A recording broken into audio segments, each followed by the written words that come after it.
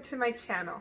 Today we are going to talk about chocolate. There's so many different things about chocolate that a lot of people do not understand, and I am here to answer those questions. Okay, to start with, there are 3 different types. Now, everyone just assumes that chocolate is chocolate. No, usually when someone says chocolate, they're talking about these 3 different types, but they are very, very different. So to start with, you have couverture. Couverture is considered real chocolate. This is the good stuff that you really want, right? And there's 4 different subcategories underneath couverture real chocolate. That is your white, your milk, your dark, and the newest addition is ruby. Then you also have baking chips. Now there's not really a whole lot of subcategories underneath that. There's a bunch of different flavors out there. Typically, when you're talking about baking chips, we are talking about semi-sweet chocolate chips, right? The stuff that you put in your cookies that doesn't melt in the oven. We'll go over more of that later. Then there is the compound coating. Now, a lot of people just say chocolate when it comes to compound coating, but compound coating is not real chocolate. It acts like chocolate. We'll go over that more later, but there are different kind of flavored candies out there. There's also the vanilla flavored is typically what you're gonna see. Then there's Cocoa Light and Cocoa Dark. There's so many different kind of names for these, but to just kind of give you an idea, that's like a light chocolate and a dark chocolate. Couverture. Couverture, again, real chocolate. This is the good stuff. There's so many different name brands out there to go over, but these are the ones that I'm most familiar with. There's Calabo, that is my personal favorite. There's Merkins, Guittard, Peters, Cocoa Berry, and Ghirardelli. Again, there's more out there. These are just the brands that I am familiar with. These brands do make a variety of compound coatings, some of them, but they typically are couverture. These are awesome brands. Make sure that you're looking for them when you're buying them. You can see in here that I have the 4 different types of chocolate. You have your white chocolate, your milk chocolate, your dark chocolate, and you have ruby. So those who are not familiar, ruby is the new type of chocolate that was just added. It is naturally a pink flavor. It also has natural sour notes to it, almost fruity. It is completely natural that it's like that. That is these pink little chips here. They're super delicious. It's brand new on the market. I believe it came out within this last year. I just barely got my hands on it because it was just made available in the US. This is the Calabo brand. Again, my favorite brand that's out there. Then the white chocolate is, it's under the couverture, but it's not really real chocolate, again, because they actually, during the chocolate making process, they remove the cocoa butter, which does not have the cocoa, right? The cocoa butter. So they take the cocoa butter, they add sugar, they add a lot of milk, and that's what this is. So it is made from chocolate, but it does not have the cocoa in it.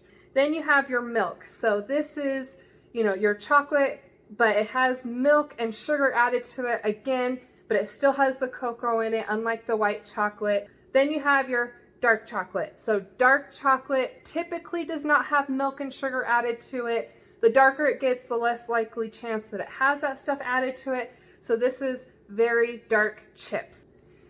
Now, all the different uses for this is if you want to make like gourmet little bonbons. There's so many different uses for these chips. Now, you can melt them down, but if you're going to melt them down and if you're going to put them into molds or make candies or anything like that, you do need to temper this. You would heat up your chocolate to a certain temperature, bring it back down to a holding temperature, but that's a whole process. It's complicated. This right here are little cocoa butter chips. Now, they don't have any flavor to them because there's no milk or sugar added to it like you would see with white chocolate. This is just unflavored cocoa butter. This is used a lot in the tempering process. I do have some on hand. I've never used it. You can also paint with this. That's a whole nother thing in and of itself, but this is what cocoa butter looks like. Now we're moving on to baking chips. So baking chips are considered real chocolate. However, it has not been through the refining process as much. I believe the term is it hasn't been conched as much as real chocolate. There's different kind of baking chips. You can see these little chunks here. These are really good, like dark chocolate chunks. Typically what you're used to seeing are these little like Hershey Kiss looking baking chips. These are semi-sweet, and I have other types as well, such as these little white chocolate mini chips. These are real chocolate. However, they are purposely made to not melt in your oven. So if you're gonna make a ganache or anything like that, I don't recommend using baking chips. Although it's real chocolate, it is not as good quality. These are low quality chocolate chips. Okay, our next option is compound coating. Compound coating is not real chocolate. It is not real. Don't use it for any of that good tasting stuff, okay? I have a couple different options here. These are just the stuff that I have on hand. Sometimes they have flavored chips. They have peanut butter flavored. They have butterscotch flavored. You know, I don't even know what all the flavors are out there. Then they have all of these color chips as well as the white ones. So the white and the colored chips are all vanilla flavored.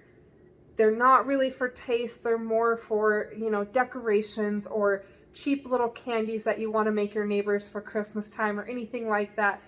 These are awesome to use for all those different kind of projects. I also have, it doesn't look great, but once you melt it down, it does turn into black. It just has this coating on the outside.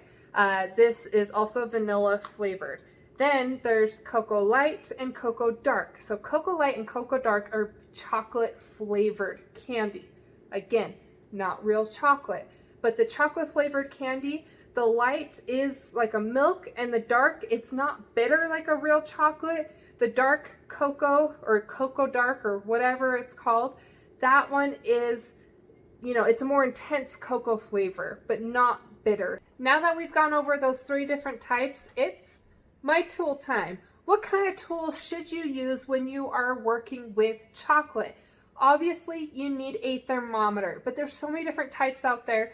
What I highly recommend is an infrared thermometer. Now, the great benefits of using this when working with tempering chocolate or working with your compound, any of that, this reads the surface temperature of your chocolate, and you don't have to dip a thermometer into your chocolate and wipe it clean each time. This can read the surface temperature of anything. So we're good. I am not sick. I am quarantined. There are also so many molds out there to choose from. There's silicone, there's these plastic molds. These are heat resistant. This is how I make a lot of the decorations for my different cakes, especially the drip cakes with all the candies on it. And I typically just use compound coating. I will just throw my compound coating in the microwave, heat it in increments, no matter what you're working with, because if you overheat your compound coating or your chocolate, it will crystallize. Once your chocolate has crystallized, there's no coming back from it. I just recommend using plastic because it will not overheat the bottom too much, and then you don't want anything to crystallize on you. Another thing to consider when you're choosing your chocolate is if you want a pure white, you have to use compound coating and you have to buy the super white option. My favorite option is Merkin's, that's the brand. Unfortunately, real white chocolate is always going to be a yellowish color. This is because of the cocoa butter in there. There's nothing you can do about it. It's always going to be off-white. Now, when you're working with any of these, you cannot use gel colors, you cannot use airbrush colors, you can't use any of those options to color it to what you would like. Now, what you can do is use oil colors. You can see my bottles have been heavily used, but they will say oil-based coloring. This is your only option, as well as, there's different powders out there specifically made for chocolate. Just make sure if you're buying any of these types of bottles, these ones are AmeriColor, that they are oil-based. Any of the other types, your chocolate will seize up and there's no coming back from that as well. Thank you for coming to my chocolate lesson.